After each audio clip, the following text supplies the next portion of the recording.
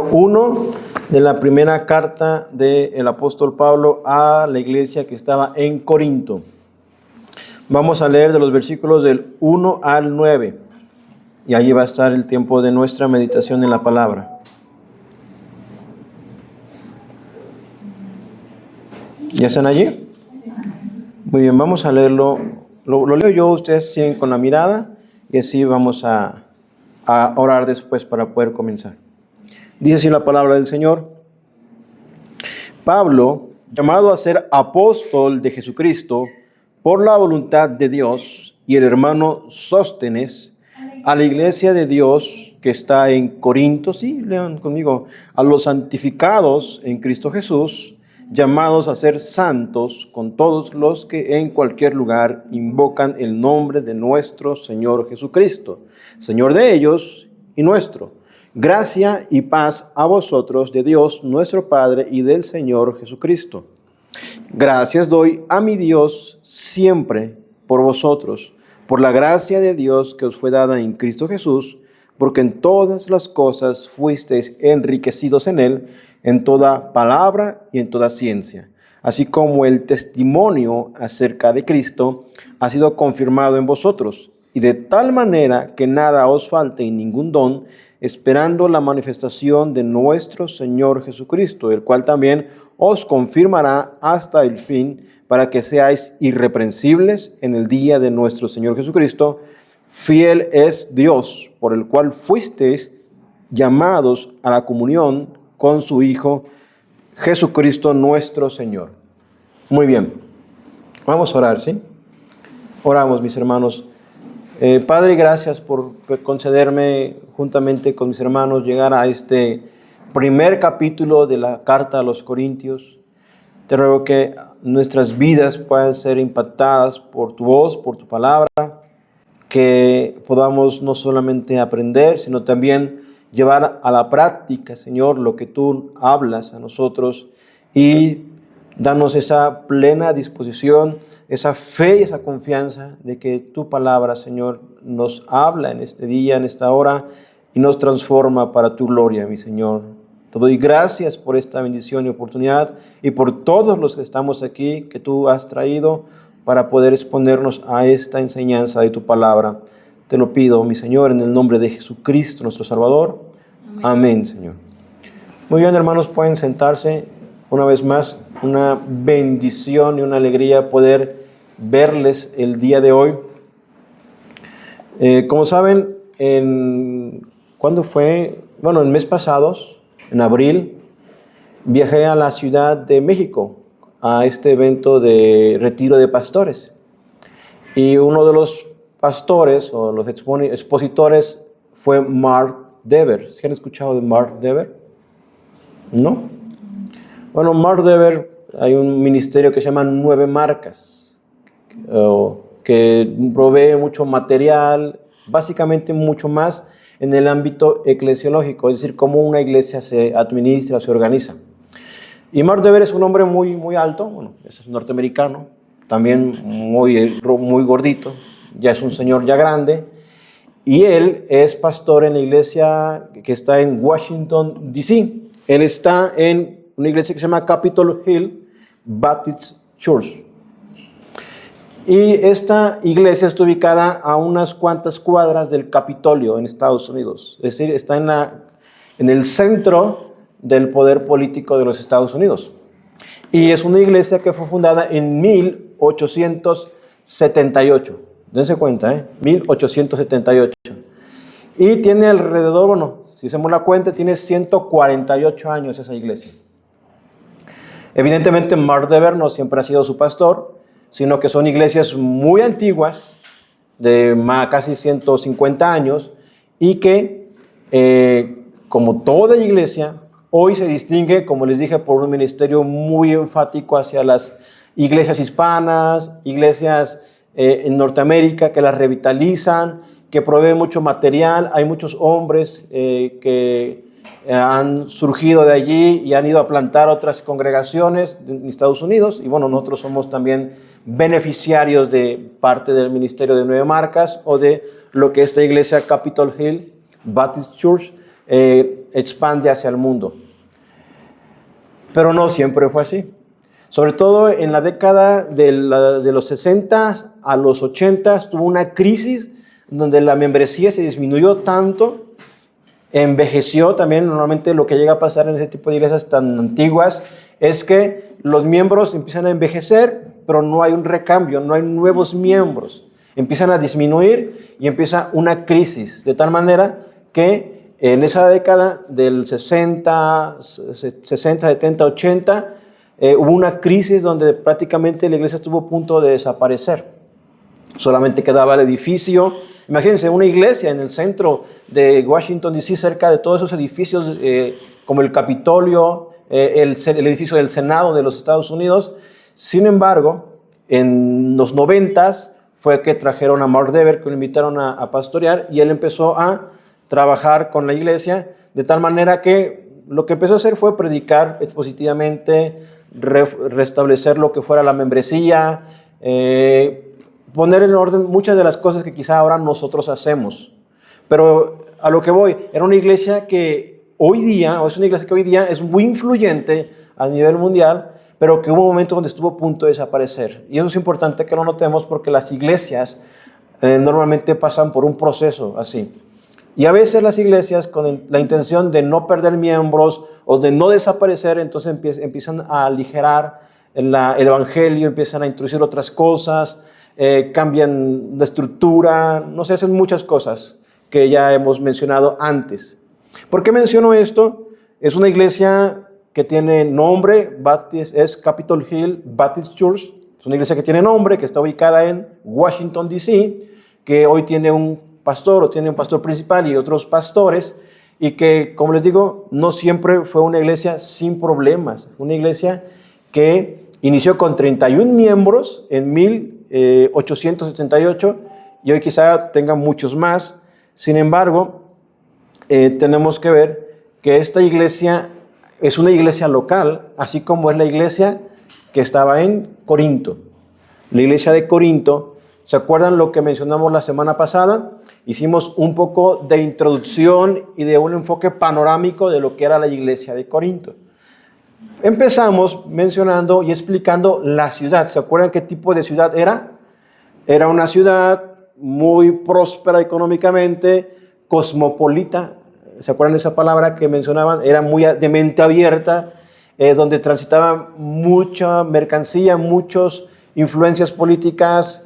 Era una ciudad muy importante de ese entonces. Tenía dos puertos en los cuales era un tránsito constante de comerciantes, deportistas. ¿Se acuerdan también que había allí los Juegos Ístmicos, que eran el paralelo de los Juegos Olímpicos? Era un culto al cuerpo y a la vez también era un lugar muy religioso. Eso sí, no hay que dudarlo. Era un lugar muy religioso, donde había muchos templos, pero el principal templo era el templo a Afrodita, que conocemos, la diosa del amor. Esa era la ciudad de Corinto.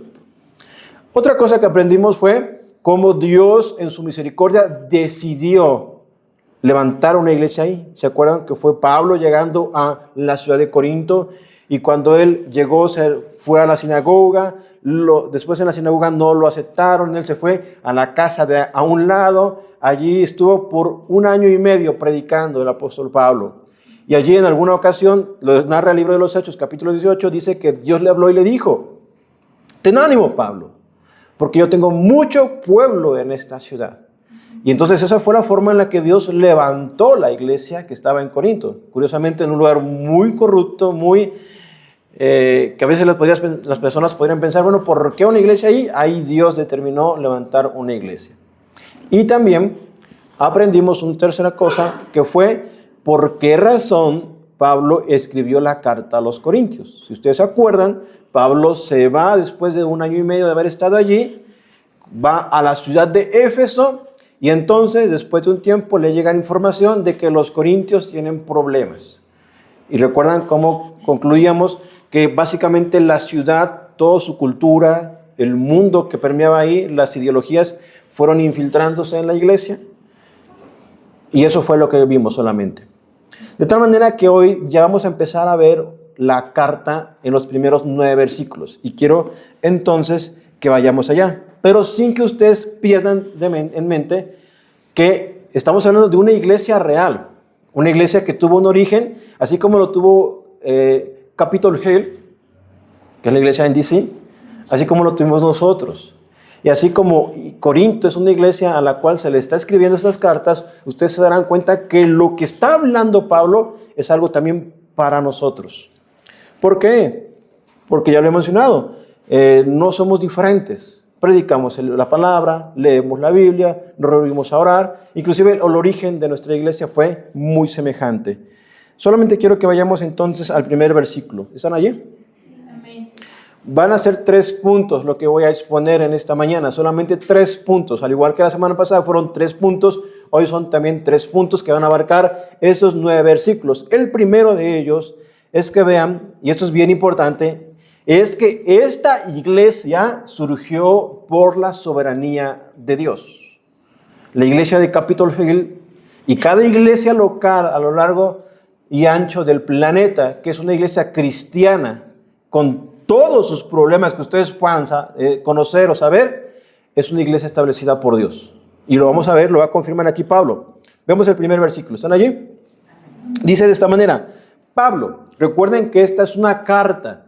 Y una carta, en la forma en la cual era en la antigüedad, era el que la escribía presentándose. Y ese es el caso también de las cartas de Pablo. Por eso empieza diciendo Pablo. Yo sé que cuando nosotros fuimos a la escuela, la maestra de primaria nos pidió que lleváramos nuestro sobre, a menos así fue en mi época, y empezábamos a hacer cartas. Decíamos, querida tía tal, y escribíamos nuestra carta. Aquí es un poco diferente en el sentido de que las cartas de Pablo y de la antigüedad siempre se presentan primeramente la persona que lo escribe y después, eso es curioso en las cartas de Pablo, da una acción de gracias. Él agradece por los que van a recibir esta carta. En el caso que estamos viendo es Pablo llamado a ser apóstol de Jesucristo por la voluntad de Dios y Sóstenes, nuestro hermano. Y noten esto, quiero que ustedes noten esto, que Pablo se presenta como alguien que es llamado a ser apóstol. ¿Por qué razones Pablo es apóstol? Por la voluntad de él. Dice él, lo aclara, por la voluntad de Dios. Y esto no es un título que él mismo se asigne, sino más bien la palabra griega tiene que ver con, es un título que le es asignado. Es Pablo, apóstol de Jesucristo, aunque aquí utiliza el término llamado a ser apóstol. Esto afirma su identidad. Oigan, mis hermanos, algo que Pablo va a establecer en esta carta es que, y en la segunda carta también, los corintios decían, ¿qué tal si ese Pablo no es apóstol y nada más dice que él es apóstol? Es decir, empezaban a dudar de su apostolado porque había otras personas más elocuentes. Había otras personas como el mismo Pedro, que fue discípulo directo de Jesús, y por esa razón Pablo se presenta de esa manera diciendo, Pablo llamado a ser apóstol, pero por la voluntad de Dios, para mostrar que no fue que él mismo se autonombró, o que su apostolado no se basaba en las demás personas o que los demás hombres lo aprobaran. Esto es importante. Recuerden que Pablo tiene una autoridad apostólica, tiene un oficio que solamente fue dado a los 12 que estuvieron con Jesús, y en este caso Pablo también lo tiene. Esto es importante y ustedes pensarán, y quiero matizarlo porque la forma en la cual, y esto lo he dicho muchas veces, la iglesia de Cristo, nuestras iglesias locales, eligen a sus pastores, es evidentemente considerando a la iglesia. En el caso de Pablo, evidentemente, lo que él va a afirmar más adelante es que la iglesia de Corinto esté allí en Corinto, o que la iglesia de Galacia exista, eso es evidencia de que él es un apóstol. En el caso de Pablo, él en algunas cartas, inclusive la de Colosas, aunque Colosas no la fundó Pablo directamente, esas iglesias eran fruto del trabajo del apóstol Pablo. Y entonces, eso es importante mencionarlo. Si ustedes quieren saber más acerca del llamado de Pablo, pueden revisar Hechos capítulo número 9 y Gálatas capítulo número 1. En Hechos 9 vemos la conversión de Pablo y cómo Dios lo llama y le dice que él ha sido un instrumento para llevar su nombre a las naciones, a los gentiles y al propio pueblo judío. Y él se va a presentar a reyes y a la vez también él va a aprender cuán necesario le es padecer por el nombre de Cristo. Y en el capítulo, y en Gálatas 1, van a aprender de cómo, da muchos detalles Pablo, de cómo fue su llamado. Inclusive él dice en Gálatas que le plació a Dios revelar a su Hijo en él. En eso confirmamos que Pablo cumple cada uno de los requisitos para ser apóstol. ¿Cuáles son los requisitos para ser apóstol? Que hayan sido llamados por Jesús mismo, que hayan sido instruidos por Él mismo y que lo hayan visto resucitado físicamente. Y Pablo cumple cada uno de esos requisitos, razón por la cual hoy día no hay apóstoles. ¿Sí? Entonces Pablo se presenta de esa manera como alguien llamado a ser apóstol por la voluntad de Jesucristo, por la voluntad de Dios y el hermano Sóstenes. Sóstenes, entendamos que posiblemente se refiere al Sóstenes que está en Hechos 18, que es el Sóstenes que era un principal de la sinagoga y que recuerdan que los judíos se molestaron mucho y que lo golpearon a Sóstenes y lo llevaron al tribunal para que el procónsul juzgara el caso, pero que él les dijo, yo no tengo nada que ver. Posiblemente sea este Sóstenes, que es el que está, no escribiendo la carta con Pablo, pero sí dice que está juntamente con él en este momento. De tal manera que Sóstenes está con él. Entonces veamos más adelante, dice, Pablo llamado a ser apóstol de Jesucristo por la voluntad de Dios y el hermano Sóstenes a la iglesia de Dios que está en Corinto. Eso es bien importante, yo quiero que ustedes noten esto. ¿Sí se acuerdan lo que hemos mencionado de todos los problemas que había en Corinto? Sí. Todas las circunstancias que se daban, divisiones, pleitos legales, hermanos que estaban contra hermanos, pecados de inmoralidad, herejías que se estaban enseñando dentro de la iglesia, un desorden que había. ¿Se imaginan eso? Lamentablemente muchos de nosotros hemos sido testigos de eso dentro de las iglesias. Algunos de nosotros hemos visto que eso ocurre en las iglesias, cuando hay conflictos, pleitos, luchas de poder. Inclusive en Capitol Hill, en una iglesia como esa, muchas veces ocurrió, hay etapas en su historia que ocurrió eso, donde unos se peleaban con otros. Si lo han escuchado y si lo han visto, pero ahora saben que eso lamentablemente ocurre dentro de las iglesias y la iglesia de Corinto es una realidad. Pero dense cuenta la forma en la que Pablo se expresa de esta iglesia. ¿Cómo le dice la iglesia problemática de Corinto? ¿O dice la iglesia dividida de Corinto? Él dice a la iglesia de Dios que está en Corinto. A la iglesia de Dios que está en Corinto. Y esto es bien importante y nos tenemos que recordar a ese pasaje donde Pablo estaba predicando ardientemente, pero también veía tanto pecado dentro de la ciudad. Y entonces el Señor le dice, ten ánimo, Pablo. Habla y no calles. Nadie te podrá poner la mano, porque yo estoy contigo. Yo tengo mucho pueblo en esta ciudad. Lo que yo quiero que ustedes vean es que esta iglesia, aunque Pablo fue el que predicó y la levantó, a final de cuentas, ¿quién la estableció? Fue por la voluntad de Dios. Dios la estableció. ¿Quién estableció cada iglesia local? Dios. Piensen en nosotros. ¿Somos nosotros la iglesia de Dios? Sí. Dios en su misericordia, por su gran amor, por cual nos amó, determinó en su soberana voluntad que en Chilpancingo estuviera la iglesia de Dios. En este caso, una iglesia local como nosotros. Y esto es importante, que nos enfoquemos en nosotros como iglesia local. Iglesia bíblica, regresando a las Escrituras. La razón por la cual hoy están aquí. Y son miembros de la iglesia que Dios los trajo. Todas las circunstancias que se dieron y que ahora estén aquí, ustedes deben ver eso. Es la iglesia de Dios en Chilpancingo. Amén. De tal manera que esto va a ser importante que lo entendamos, porque recuerden que Corinto o Carta a los Corintios es una carta correctiva y una carta que busca disciplinar. Y eso es importante, que ustedes se sientan parte de la iglesia, porque Si eso no pasa, entonces van a pensar que son puros ataques y ataques y ataques. Si nosotros nos hacemos conscientes que soy parte de una iglesia local y estamos hablando de una carta que está en las Escrituras y que está hablando cosas tan a veces fuertes o difíciles de digerir, podremos ser conscientes que somos parte todos de esta misma comunidad.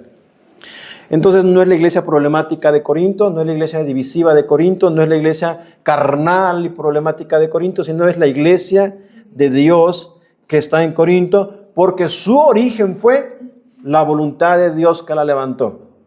Dios, en su misericordia, levanta estas iglesias locales, en donde hoy día, en la voluntad de Dios, hoy Dios los ha traído aquí.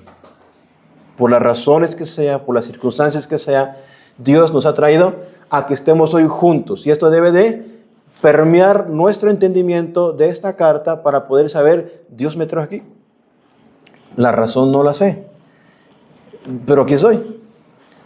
De tal manera que es una ciudad, y eso podría haber modificado el saludo de Pablo al decirles a la iglesia de esta ciudad que está en Corinto, a los hermanos, porque eso es importante también. Y eso es importante porque a veces entre creyentes como nosotros podemos decir, pero quién sabe si ese hermano sea salvo, o quién sabe si ese hermano sea creyente. ¿Alguna vez han dicho esas palabras? ¿Alguna vez han expresado esas palabras? Y vean que Pablo no deja dudas a eso. Pablo dice a la iglesia que está en Corinto. Y dense cuenta que Pablo ya tenía en mente y conocía a los que estaban ahí. Los conocía porque él les predicó, les enseñó. Probablemente es el que él sembró en ellos el evangelio. Y los conocía. Y él los reconoce a todos como creyentes, como parte de la iglesia, como parte del pueblo que Dios le dijo que él tenía en ese lugar. Y eso es importante porque no todos nosotros llegamos aquí siendo pues personas muy buenas. Es más, seguimos siendo personas con la naturaleza caída, como les he dicho que estamos en reconstrucción o en remodelación, pero que ciertamente en esa idea de que en la iglesia solamente van los buenos, eso no es cierto. ¿No han escuchado eso? Algunas personas dicen, es que yo no voy a la iglesia porque me voy a quemar. O me voy a achicharrar, así dicen. Al contrario, más necesitarías venir porque aquí es donde vamos a encontrar la palabra para poder purificar nuestros corazones. Así que no duden de esto, la iglesia le pertenece a Dios. La iglesia le pertenece a Dios. Capitol Hills, por 148 años, le ha pertenecido ¿a quién? A Dios también. La iglesia de Chilpancingo, donde nosotros nos reunimos cada domingo, ¿a quién le pertenece? Muy bien, entonces esta iglesia visible que hoy ustedes ven aquí en personas, en miembros, en hermanos, en servidores, somos parte de la iglesia de Dios que por su misericordia estamos aquí. Ahora vean lo que dice la siguiente parte del versículo. A la iglesia, versículo 2, a la iglesia de Dios que está en Corinto, a los santificados en Cristo Jesús, llamados a ser santos, con todos los que en cualquier lugar invocan el nombre de nuestro Señor Jesucristo. Entonces Pablo, a pesar de que sabe todo lo que ocurre en esa iglesia, ¿cómo se dice? ¿Cómo se refiere a ellos? Aparte de decirles iglesia de Dios, les dice a los santificados. En Cristo. Es como decirles a los que han sido apartados en Cristo Jesús. Y esto es importante ver porque estos creyentes ya el Señor los hizo santos. Ya posicionalmente los colocó en una situación en la cual han sido apartados para Él. No sé si se han dado cuenta. Todo lo que estamos viendo aquí, Dios lo hace. Dios es el que plantó la iglesia. Dios es el que usó a Pablo. Dios es el que escogió a este pueblo. Y Dios es el que también los apartó, los santificó. De tal manera que también dice más adelante, llamados a ser santos. Es decir, cuando nosotros creemos en el Señor, cuando ustedes creen en Jesucristo, cuando ustedes ponen su confianza en el Señor, ustedes son declarados santos. El Señor los coloca en esa posición. Han sido santificados por el Señor. No quiere decir que sean perfectos. Por eso mismo él dice, Pablo, llamados a ser, a estos que han sido apartados, llamados a apartarse. De tal manera que recuerden lo que Pedro nos dijo en su primera carta, en el capítulo número 1, que debemos ser santos en toda nuestra manera de vivir. ¿Se acuerdan lo que comentábamos en el tiempo de oración? El no caer en la murmuración, el poder ser irreprensibles. Y yo les decía, esto lo vamos a lograr con la ayuda del Espíritu Santo. Esto es también lo que estamos viendo aquí. Esto implica que nosotros somos personas que hemos sido apartadas por Cristo. Si somos cristianos, somos creyentes, somos hijos de Dios, somos parte de la iglesia, somos personas que el Señor nos ha santificado y aún más nos ha llamado a caminar mucho más en santidad. Recuerden que ser santo no tiene que ver con que me pongan una veladora o que me rindan devoción o que me hagan una fiesta patronal cuando es mi cumpleaños, sino ser santo quiere decir que soy una persona, como bien decía Pablo en Filipenses, que está en medio de una generación perversa y corrupta y que está fungiendo como luminaria en medio de un mundo tan perverso como el que hoy tenemos. Recuerden, y Corinto es una iglesia muy corrupta, una ciudad, y dentro de esa ciudad llena de tinieblas hay una pequeña lámpara que resplandece y que es la iglesia de Dios que está en Corinto, integrada o compuesta por los santificados, que a la vez son llamados a ser santos en el Señor. Y otra vez lo mismo. ¿Somos nosotros santificados en Cristo? Cuando ustedes vinieron y creyeron en el Señor, Dios los santificó. Si ustedes han creído en el Señor, Dios también nos llama a ser santos cada vez más, apartarnos del pecado, apartarnos de la corrupción, de los deleites y de las pasiones, y apartarnos también de todas esas áreas como de las debilidades de nuestro ser propiamente. Chismes, murmuraciones, contiendas, pasiones vergonzosas, todo eso el Señor nos llama y nos exige vivir conforme a Él. Entonces, no se trata solamente de ser buenas personas, de ser moralmente correctos, se trata de entender este llamado, esta forma en la cual Dios nos ha apartado. Se trata, mis hermanos, repito, no solamente de comportarme bien. Algunas personas pueden comportarse bien solamente porque tienen su reputación de por medio o porque están en una sociedad.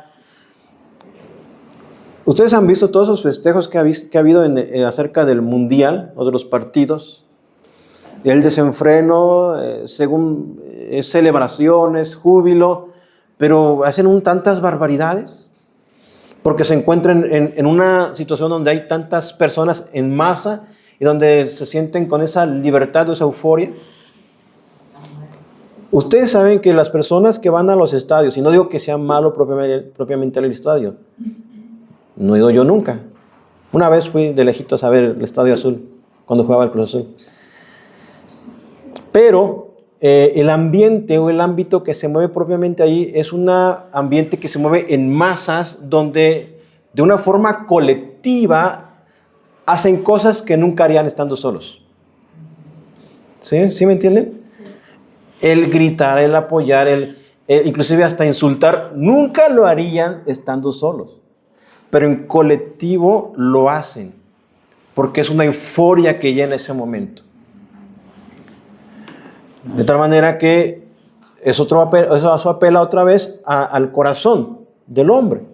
Recuerden que en Corinto no era muy diferente. Había también lugares o estadios, según la época, que se jugaban estos deportes que eran propiamente de la época de los Juegos Istmicos u Olímpicos también.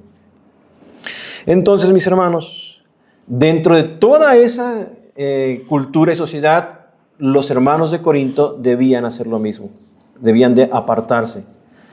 Piensen en ustedes, piensen en todo lo que ven en internet, piensen en todo lo que nos rodea en las escuelas, piensen en todo lo que nos rodea en los trabajos. Ustedes mismos en la ciudad de Chilpancingo, que no es la ciudad de Corinto, Dios los llama también a apartarse para Él. Y lo voy a hacer no porque es algo que piense yo que tengo que hacer de forma que si no cumplo los requisitos, sino porque lo hago porque lo que decíamos hace rato, mi naturaleza ha sido cambiada. Por eso es que primeramente el Señor dice santificados. Esa posición donde el Señor nos capacita para poder creer en Él. Donde nuestro corazón fue abierto y el Espíritu Santo selló de su propiedad. Y entonces la palabra, su palabra, ya no es una palabra que está solamente en papel, sino que es una palabra que está grabada en mi corazón. Y es mi pasión y mi anhelo, eso es natural de todo cristiano regenerado, que desea hacer la voluntad del Señor. Por esa razón es que comunicamos constantemente a los hombres venir a Cristo en arrepentimiento y fe, para que esa obra salvífica sea efectiva en sus corazones. Recuerden que, viendo lo que dice más adelante, dice esto, versículo 1, capítulo 1, 2, dice, a la iglesia de Dios que está en Corinto, a los santificados en Cristo Jesús, llamados a ser santos. Y esto es importante, porque agrega una frase, con todos los que en cualquier lugar invocan el nombre de nuestro Señor Jesucristo. Y esta parte que Pablo incluye, eso hace que esta carta no sea privada, que esta carta se haga efectiva no solamente en Corinto, sino que se haga efectivo ¿dónde más? En todas las iglesias. En Chilpancingo también, donde se invoca el nombre del Señor. Porque esta carta, Pablo no la deja solamente que sea algo de propiedad privada de los corintios, sino que él dice a los hermanos que están en Corinto, a los que han sido santificados, a los que han sido llamados a ser santos, pero agrega con todos los que en cualquier lugar invocan el nombre de nuestro Señor Jesucristo, de tal manera que esto expande el horizonte, para que cada iglesia, para que cada comunidad de cristianos en todo lugar atienda a lo que Pablo va a comunicar en esta carta. De tal manera que nosotros, esto nos hace partícipes de una iglesia universal. Nosotros, como una iglesia local establecida en Chilpancingo, sabemos que esta carta es una carta importante y relevante también para los hermanos que están en cualquier otra ciudad, en cualquier otra parte del mundo, aunque hablen otro idioma, aunque sean personas de otro origen étnico, que esta carta les incumbe a ellos, porque esa carta también es dirigida para ellos. Y yo ruego al Señor que ustedes y yo pongamos mucha atención a lo que esta carta nos enseña. Yo les quiero preguntar, ¿ustedes son conscientes que son parte de algo más grande? ¿Son conscientes que no son los únicos cristianos que han pisado este planeta? Sí. ¿Son conscientes que hay más iglesias, inclusive en nuestra ciudad de Chilpancingo, que aman y temen al Señor, que quizás no creamos cabalmente todos igualmente los mismos puntos, o quizás no tengamos los mismos órdenes del culto, pero que son cristianos y son hermanos nuestros?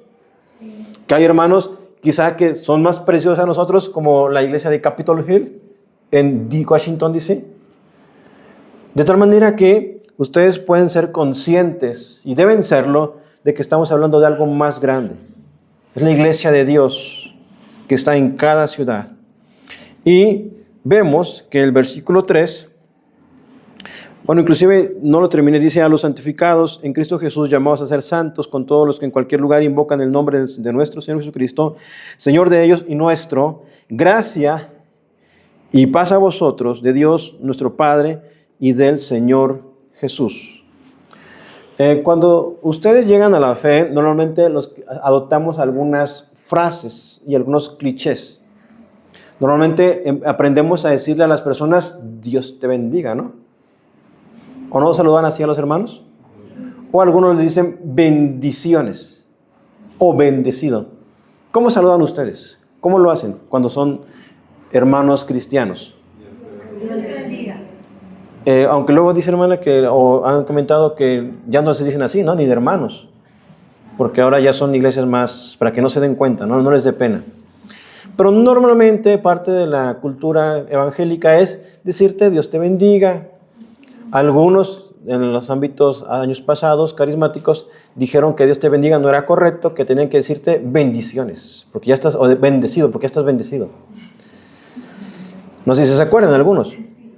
Bueno, pero aquí Pablo, no sé si ustedes han notado que Pablo comúnmente cuando saluda a los hermanos, los saluda con otras palabras. Les dice gracia y paz. Y ustedes pueden confirmarlo en otras cartas. Les dice gracia y paz, mis hermanos. Y no quiere decir que Dios te bendiga y esté mal, pero también podemos usar gracia y paz. ¿Qué es la gracia, mis hermanos? Favor y regalo, favor. Que produce, Salvación. que produce paz en nosotros. Recuerden lo que dice Romanos 5:1, justificados pues por la fe tenemos paz para con Dios. Entonces dense cuenta de que cuando Pablo les dice gracia, les dice recibieron este favor inmerecido que de Dios, que es la fuente de todo, y a la vez esta paz en la que han recibido. ¿Se acuerdan lo que la mujer samaritana sufría antes de que se encontrara con Jesús? Tenía 5 hombres que habían sido sus maridos, uno que en el local vivía en ese momento, y ella estaba prácticamente agobiada. O lo que cualquier otro hombre antes de llegar a Cristo vivía. Piensen en ustedes otra vez. ¿Cómo era su vida? ¿Tenían gracia antes de Cristo? ¿Había gracia en sus vidas antes del Señor? ¿Había paz en ustedes antes de Cristo? De tal manera que puede ser que en ahora en adelante les saluden al hermano, gracia y paz, mis hermanos. Gracia y paz del Señor. Gracia y paz a vosotros de Dios, nuestro Padre, y del Señor Jesucristo. Así que no se extrañen cuando les digan gracia y paz. O cuando a veces les escribo gracia y paz. Amén. ¿Sí? Entonces, dense cuenta que esta primera parte, estos primeros 3 versículos, prácticamente hemos considerado que la iglesia le pertenece al Señor. Que la iglesia surgió por el Señor. Y que la iglesia vive bajo el señorío de Dios. ¿Quién es el que está como principal en esta sección?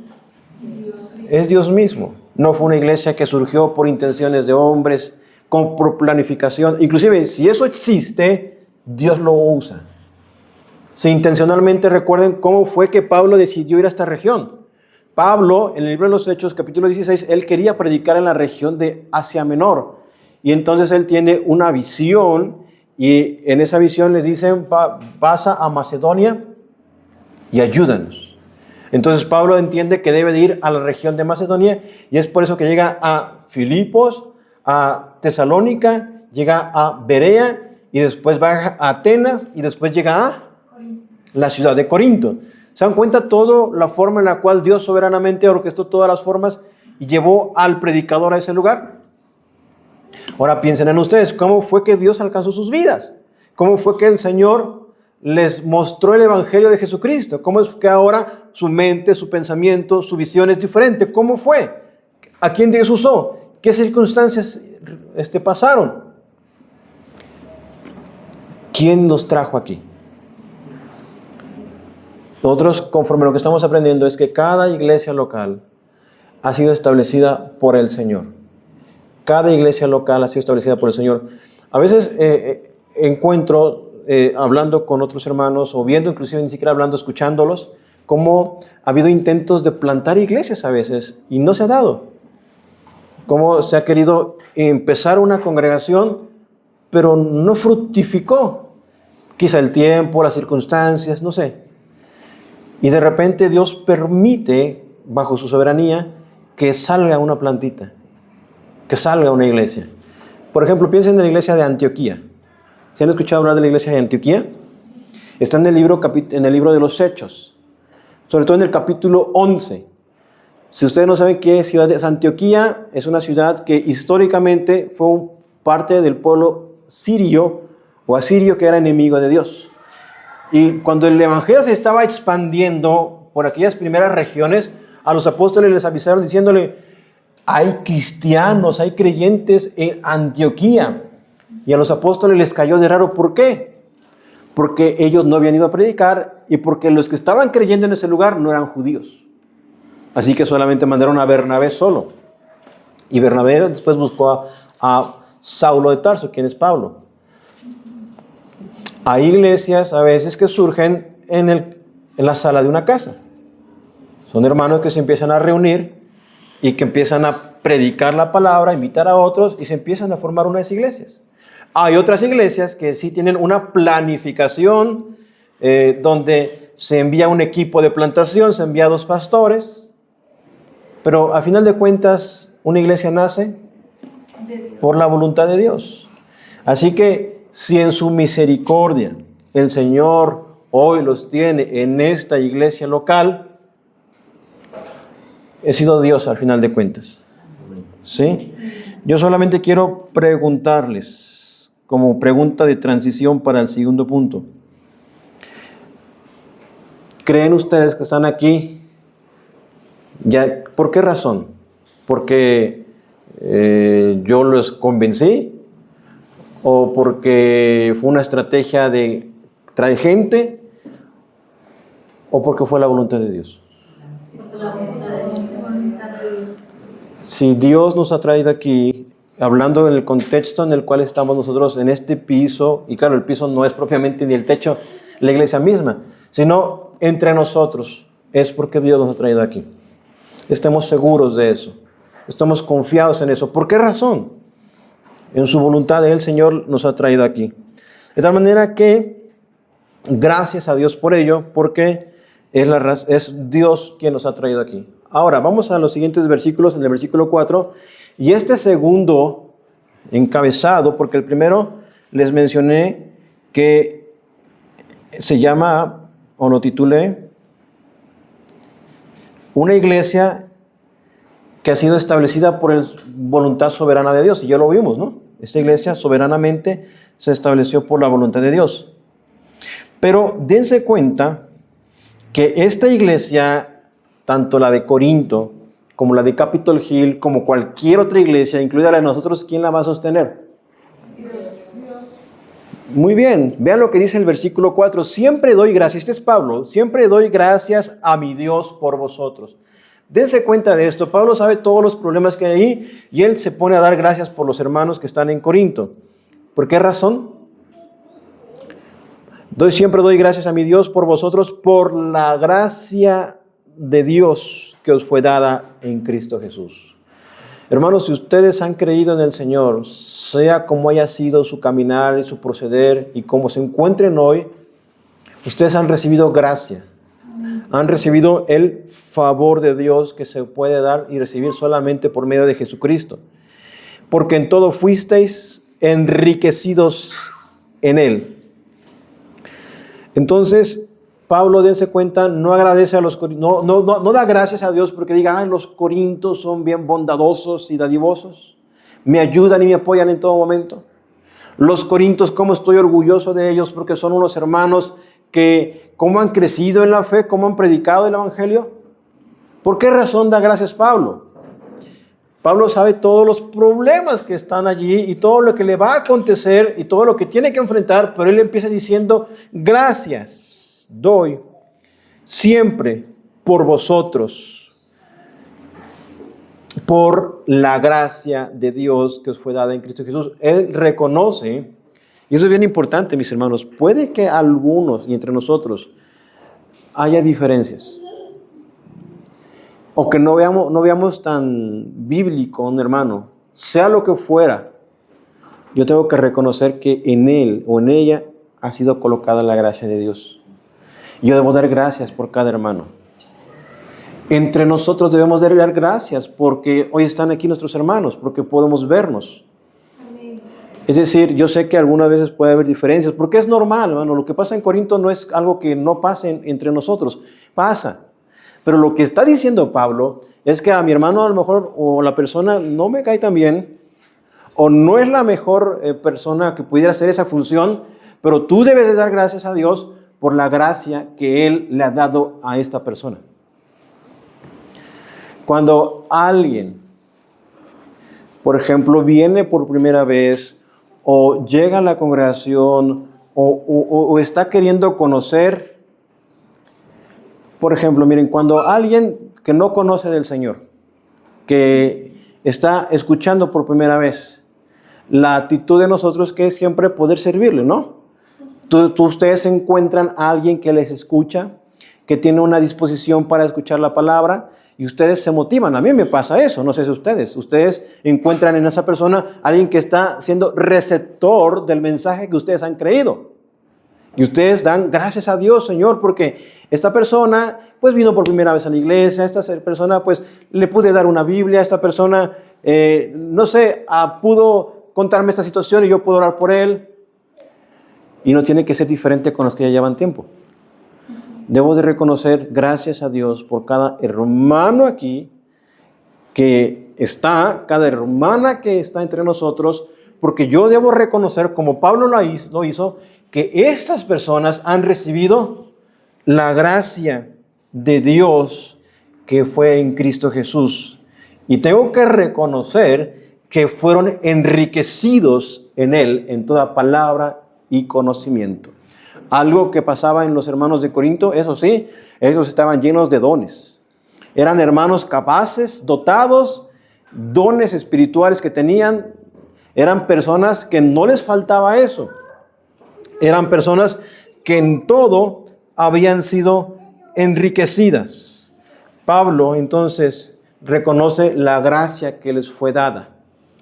Noten esto. ¿Quién les dio la gracia? ¿Fue algo que ellos produjeron? ¿Algo que ellos tenían? ¿Quién es el centro de estos versículos? ¿Se dan cuenta, mis hermanos? De tal manera que Dios es el que plantó la iglesia y Dios es el que la sostiene también. ¿Se acuerdan de Capitol Hill, que casi desaparece? Así también con nosotros. Los 3 años, 4 años y los que Dios conceda vivir hasta donde Dios nos permita, serán sostenidos por su gracia. Amén. Sostenidos por su gracia. Él plantó esta iglesia, Él los trajo aquí y Él los ha enriquecido con toda bendición espiritual, que es otra expresión que utiliza Pablo en Efesios 3. Así que la gracia que está en nosotros es una gracia que ha sido dada por Jesucristo, nuestro Señor, por Dios mismo. De tal manera que podemos ver, esto es otra pregunta, Cuando nosotros nos vemos a nosotros, o vemos a la iglesia, o ven a sus hermanos, estamos hablando de nosotros, ¿ustedes ven, qué es lo primero que ven? ¿Todos los defectos que tenemos? ¿O ven la gracia de Dios en nosotros?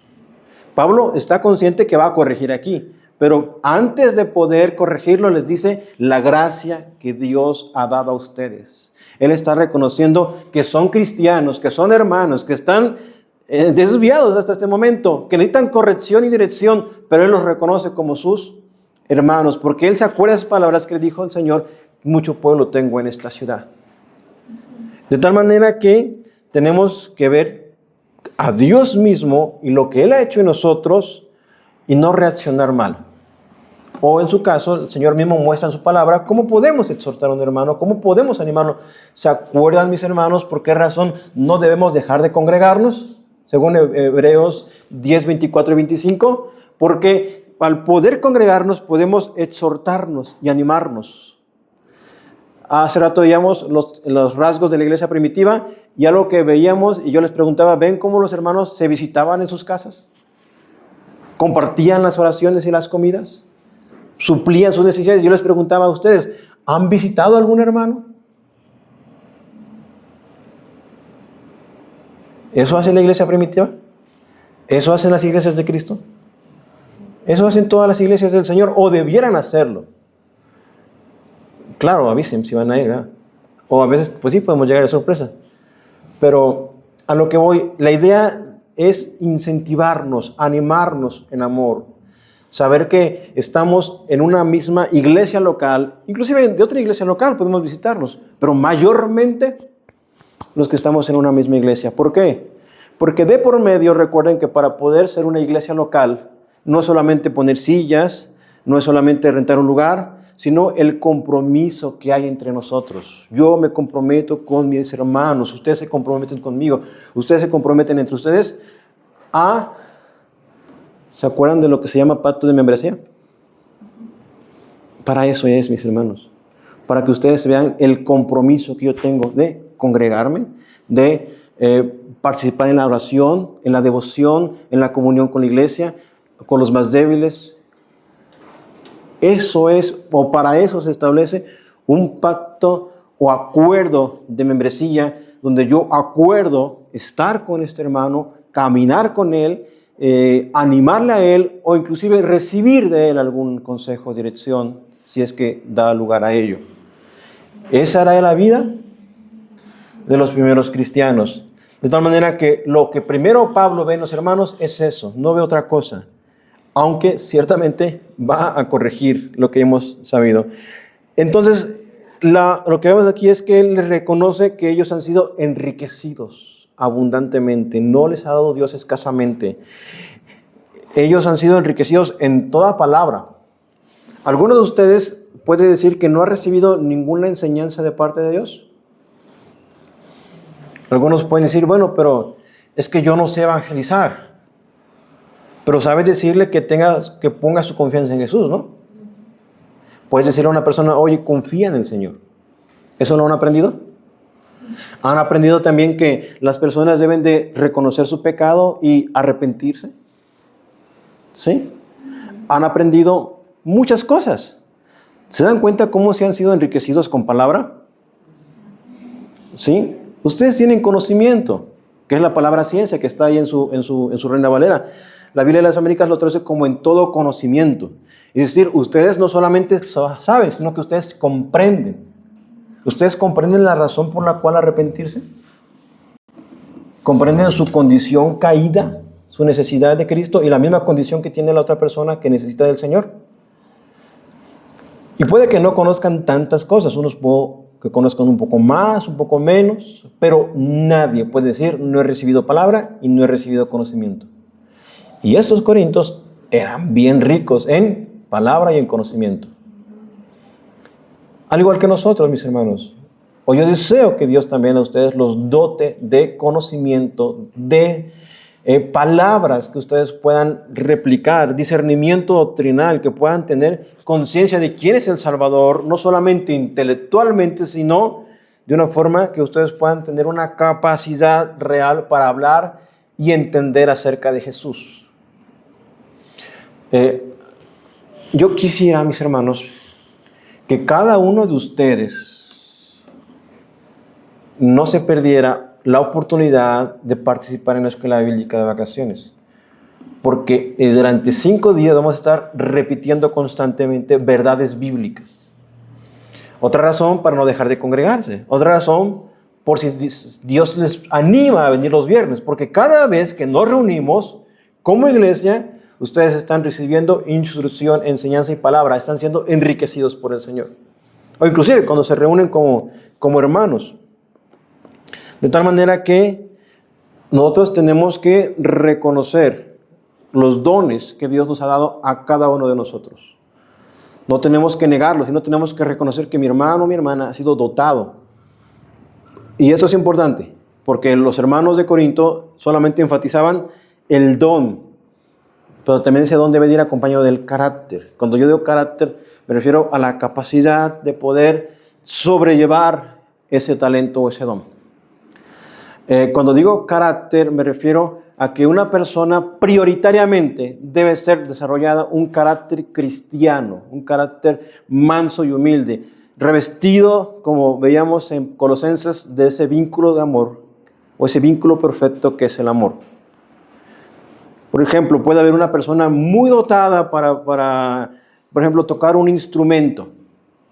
En alguna ocasión, a la iglesia llegó una persona que toca y que pero el problema es que toca ya en los restaurantes, ¿no? Y canta pues músicas de los cantantes famosos, ¿no? De Joan Sebastián. ¿Sería bueno que porque él tiene el don lo pongamos aquí? No, pero es muy bueno y canta muy bonito. ¿Y podría cantar unas canciones? No, ¿por qué no lo haríamos? Porque tiene el don, pero no tiene, o tiene el talento, pero no tiene ese carácter. Los hermanos del Corinto eran unos, y lo vamos a ver en el capítulo 12 sobre todo, eran dotadísimos con muchos dones, con muchos talentos, sobre todo dones del Espíritu Santo que habían recibido del Señor. Pero eran inmaduros. De tal manera que Pablo, ¿se dan cuenta cómo ya empieza a introducir cosas que va a empezar a tratar en la carta?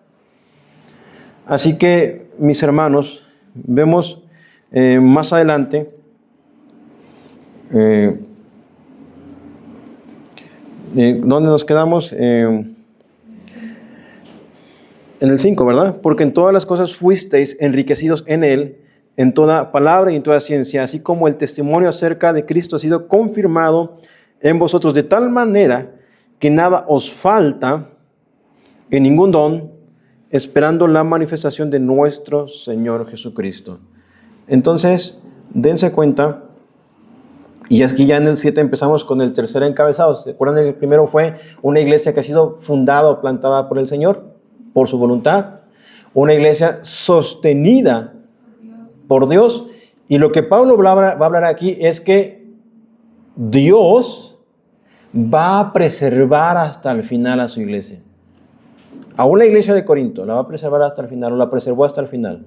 Aún a ustedes Dios los va a preservar hasta el final. Miren, en el 7, lo que les mencionaba, Pablo reconociendo los dones que tienen estos hermanos, de manera que nada os falte ningún don, esperando ansiosamente la revelación de nuestro Señor Jesucristo, el cual también os confirmará, ¿hasta cuándo? Hasta el fin, para que seáis irreprensibles hasta el día de nuestro Señor Jesucristo, hasta que el Señor Jesucristo regrese en gloria, o antes nosotros muramos, Él va a confirmar en nosotros lo que Él ha hecho. ¿Por qué razón lo va a hacer?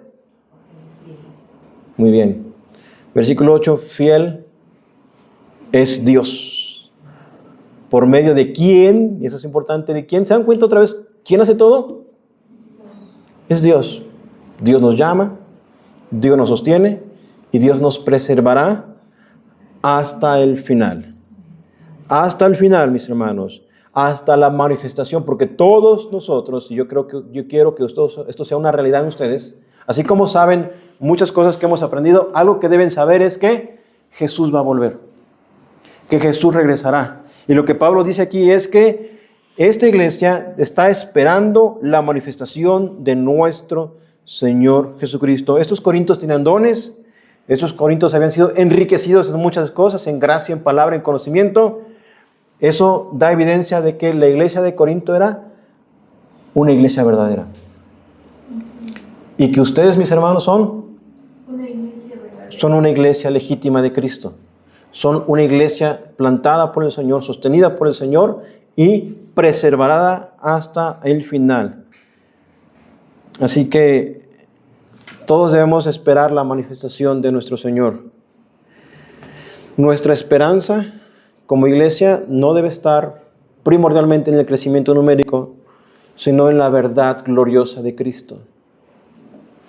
De tal manera que solamente quiero culminar con algunas aplicaciones que pueden servirnos y que pueden llevarnos a poder interiorizar todo lo que estamos viendo aquí. Yo creo que hasta este momento ustedes se han dado cuenta de que toda la carta que hemos visto realmente es una carta que tiene que ver con nosotros, que aunque fue escrita a los Corintios hace miles de años, tiene que ver con nosotros. Dios nos llamó soberanamente, Dios nos enriqueció en Cristo y Dios nos sostendrá y nos confirmará hasta el final. Toda la obra de la iglesia, ¿en quién recae? Recae en Dios. De tal manera que ustedes vieron el ejemplo de Corinto, una iglesia que vamos a empezar a ver, el ejemplo de Capitol Hill, la iglesia que está en D.C., en Washington, D.C., y evidentemente nosotros, aquí en Chilpancingo. Lo que yo quiero que ustedes consideren, y lo que hemos visto es, cómo hablamos de nuestra iglesia local, de qué forma nos expresamos, ¿sí? O cómo tratamos a los demás hermanos. Son cosas que debemos de pensar. Si todo lo que hemos visto es, Dios la plantó, Dios la sostiene, Dios nos trajo aquí, Dios nos sostiene aquí, ¿cómo me relaciono con los demás hermanos que soy parte de esta iglesia? O ¿cómo reaccionamos nosotros cuando somos corregidos? Eso también es importante. Si de repente hay una corrección, ya sea de parte mía o de parte de algún otro hermano, ¿cómo reaccionamos? Realmente somos... Inclusive en su pacto de membresía dice así, que nosotros somos personas o hermanos en Cristo que nos sometemos al liderazgo de los pastores y que somos susceptibles a esa corrección cuando fuese necesario, por un pecado o algo propiamente que no es pecado, quizá por una actitud. Piensen en esto, porque todos somos seres humanos. ¿Soportaríamos la corrección de alguien o de la iglesia misma? Entonces, piensen en esa otra pregunta. ¿Me relaciono con la iglesia como consumidor o como un mayordomo de algo que Dios me ha encomendado? Eso es importante porque lo mencionaba hace rato. ¿Solamente soy una persona que me presento los domingos y me desaparezco toda la semana? ¿O soy una persona que sí sirvo a Dios? ¿A lo que me refiero? Sí, es cierto, hay hermanos que por alguna razón no pueden estar entre semana, pero a lo que yo quiero que ustedes entiendan e interioricen es que nosotros debemos participar en la vida de la iglesia. No solamente pensar que voy tal día y no quiero saber nada de nadie, no me interesa lo que les pase, ¿sí? Tenemos que ser personas que seamos conscientes que somos parte de un cuerpo. Debemos ser personas conscientes también y quizás hasta pacientes con otros hermanos. Creo que eso lo leímos en Colosenses, ¿no? Con la lectura de Rancés, donde decía soportándonos los unos a los otros. Sin tener esa parte de soportarse los unos a los otros. Claro, no quise que perseveremos en malas conductas, sino que seamos pacientes y tolerantes, aún con los hermanos más débiles en la fe. Ustedes saben que hay hermanos que, por ejemplo, hoy no vinieron por alguna razón, no sé, se quedaron a cuidar a sus papás porque están enfermos. Quizá ellos mismos están enfermos, pero ustedes saben que hay hermanos que forman parte de la iglesia que no vinieron porque notamos en ellas. ¿O ustedes no se dan cuenta? A veces pueden ver, oye, el hermano, ¿qué le pasó? Ya no está sirviendo en esta área. ¿Qué tendríamos que hacer? Visitarle. Preguntar, hermano, ¿qué te pasa, hermano? ¿Estabas caminando bien? ¿O estabas sirviendo bien? ¿Sí? Esa es la parte donde yo me refiero. Podemos interesarnos los unos a los otros. Donde ustedes entiendan que Dios nos trajo, que Dios nos colocó aquí y que Dios nos va a usar aquí. Pablo, Dios lo llevó a Tesalónica, a Berea, a Corinto, a Atenas, y ahí Dios lo usó. Pablo hubiera querido que Dios lo usara en Atenas, pero Dios quiso que fuera en Corinto. Ahí Dios le dijo, en este lugar es Pablo. Y Dios se lo llevó a Éfeso. Mis hermanos, entonces yo quiero animarlos a que ustedes puedan ver esta parte. Que vivamos coherentemente. Fuimos santificados en Cristo y llamados a ser santos. No quiere decir que somos perfectos inmediatamente. No se trata de aparentar religiosamente. No se trata de compararnos con otros. Más bien debe de empezar en nuestra vida privada, donde nosotros íntimamente soy coherente y empiezo con poquito para poder entonces manifestarlo. ¿A qué me refiero? Eso tiene que ver con todos. ¿Cuánto tiempo yo dedico a mi devoción o a mi lectura bíblica? A veces puede ser muy poco tiempo, a veces nula, o a veces solamente aquí, o al tiempo de oración. Entonces, todo eso debe llevarnos a considerar todo este pasaje que hemos visto. Como se dan cuenta, todo tiene que ver con nosotros. Y como también se dieron cuenta, Dios sostiene toda la obra. Así que les quiero pedir que oremos. Si Dios los trajo aquí hoy, si Dios por un tiempo los ha traído a esta iglesia local, ustedes dense cuenta que esta iglesia local es una iglesia genuina de Cristo. No porque yo fui el que la planté o porque yo estoy aquí como administrador o mayordomo, sino porque quiero que vean por medio de la Escritura que es la iglesia de Cristo, la iglesia de Dios que está en Chilpancingo, Guerrero, la iglesia de Dios que Él quiso plantar y a la cual Él los quiso traer. Y que esta carta, que vamos a empezar a ver la próxima semana ya más de lleno con los temas y los problemas que surgen en esta iglesia, también tienen que ver con nosotros. ¿Sí? Vamos a orar, mis hermanos. Padre, te doy gracias que hoy bendices esta tarde. Hoy quiero rogarte, Padre, que dentro de todo lo que hablamos y expresamos, siempre, Dios mío, sea tu palabra la que permee todo nuestro ser. Señor, por favor, tu palabra transforme nuestras vidas. Somos parte de esta iglesia local, somos parte de este cuerpo, somos parte de esta familia. Tú quisiste que estuviéramos aquí. En tu misericordia decidiste que esta obra fructificara y no en el sentido de que seamos